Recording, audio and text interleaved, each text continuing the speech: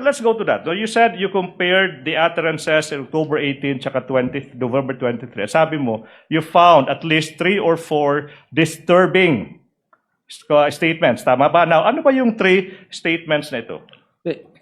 Your Honor, we are trying to establish the patterns and the consistencies of those utterances. For instance, nung October 18, ang sabi niya is,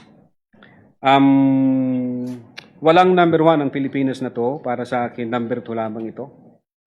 Walang number 1. And then we compared it in November 23. Ang sabi niya, ni-reiterate niya, I do not recognize anybody above me. That's number 1, Your Honor. The number 2, ang sabi niya noong October 18, hindi marunong maging presidente yung nakaupo, kasalanan ko ba yon? And then we compared it in November 23, ang sabi niya doon, this country will go to hell because that person who's sitting, sabi niya, doesn't know how to be a president and who is a liar. All right.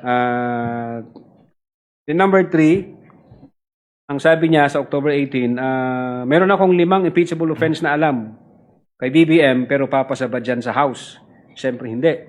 Kinumpare namin yung November 23. Ang sabi niya doon is he was lying through his teeth para makuha lang yung boto ng mga tao.